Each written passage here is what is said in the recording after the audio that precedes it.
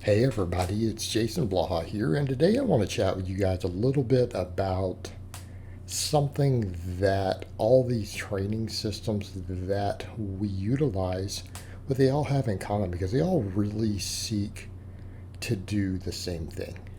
Interestingly enough, if you run any sort of real organized system, and it doesn't matter whether it's 531, conjugate, some sort of linear periodization, what do all of them seek to do?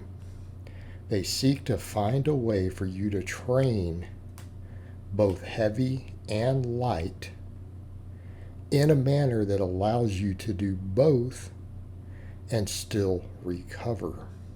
Right? Is to try to utilize these different approaches because they are all necessary to optimize our progress, to get as big and as strong as possible. We really need to utilize multiple rep ranges, and really what means we need to train both heavy and light. And that's what they all have in common because the people who create these systems, these successful systems, understand that these are essential. And some of it can be summed up of what I've always said: when we step away from linear periodization, that what should we be doing? We should be training heavy, and then we should be doing pump work afterwards.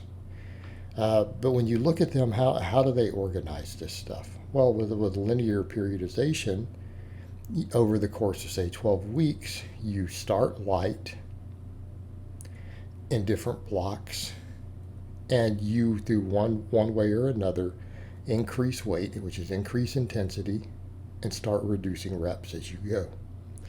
Meaning, you might start with 12 rep sets and then work your way down to where you do 1 rep sets or threes or doubles. But ideally even a peak single at the end. Okay? And that's how that system works. But it's still trying to find a way to utilize both.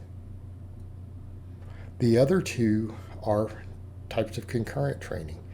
So it will come up and people will say, well, they're so different. No, they're not vastly different. There are differences, but they seek to do them in the same training week and often some of it in the same day. And what do we mean? Well, with conjugate, what are you doing? You have a max effort day to where you're lifting, a heavy 1, 2, or 3 rep set to a true max or a training max, depending on which variation you run. Followed by pump work, hypertrophy work afterwards. Okay, that's done 2 days a week for an upper and lower. Then what do you see? Speed work, which again is very light. Your speed work is even lighter than your hypertrophy work, to where you use compensatory acceleration. So we're using these different systems of energy, bar speed, intensity, right? For an upper and a lower. And then what do? Then you do hypertrophy work, pump work off the back of it. Now, what conjugate seeks to do, and the reason it has to do it this way, people say, well, why is this one more complex? Because it has you doing really, really, truly heavy work, up to potentially a 1 rep max. Conjugate is built around maxing. And it has you rotate maxes every week, different exercises to avoid overuse. Because you can't come in and hit maxes on the same exercises every week. As Louis said, you'll regress, or as plenty of people note, your injury rates go up. Your injury rates start going way up. Well, that's not good for obvious reasons. So you rotate them. And then also you have to be able to recover. The speed days give you separate days to recover from going that heavy. And then it utilizes hypertrophy work to maximize your size off the back of it. Oftentimes doing exercises that are very easy to recover from, and this is thought about because you have to recover from the 2 maxes you're doing every week. Okay? 531 does what?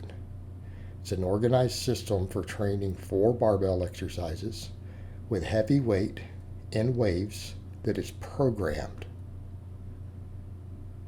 but you're not doing heavy singles, right? You're doing challenging sets, trying to get PRs on your different intensities through a wave, but they're all heavy, meaning they're the lightest one is 85% of your training max, right? And that's your 5 rep weeks, to where you go for a 5+ single. You go for one good quality set. You ramp up to it sequentially. And then what do? You do back off work. Some of that back off work, depending upon the template you're using, is assistance work with the same exercises, or assistance work with very similar big movements. And then you do hypertrophy work. Now, the difference here in this system, it's not exercises. We don't think in terms of, oh, it's easy to recover from the weights. It's, hey, just what's big movements that will continue to hypertrophy me, particularly where I need it, done afterwards. So generally, it's your programmed heavy work, followed by assistance lighter work, and then accessory work to fill in the gaps everywhere else and get you as thick as possible. Now, both of these systems also expect you to do conditioning and jumping and throwing. There's different ways you go about it. Okay, so 5-3-1, you were supposed to be doing GPP and throws and stuff on your off days or after. So it seeks to program your big lifts in a way that's tightly programmed for heavy work, followed by pump work, and done in a way to where you recover from all of it. And that's the idea. When you start looking at these systems, what are they all doing? They're all finding a way for you to blend heavy work and light work, although in Conjugate it might be slow work and then fast work, and then, repetition work. Periodization just takes you from lighter work to heavier work over a course of weeks and months through a set of waves. 5-3-1 programs your big lifts for heavy work in blocks in a 3-week wave, followed by volume to get you big. But they're all trying to do the same thing. All of these systems are attempting to accomplish the same thing, and that is to mix the rep ranges together or train them in some sequential fashion that allowed you to utilize all of them without overtraining. And that's the idea. And that's what they're all built upon. All right, guys, but that's really all I have to say on that today. I hope it's been informative, and I will talk to you guys next time.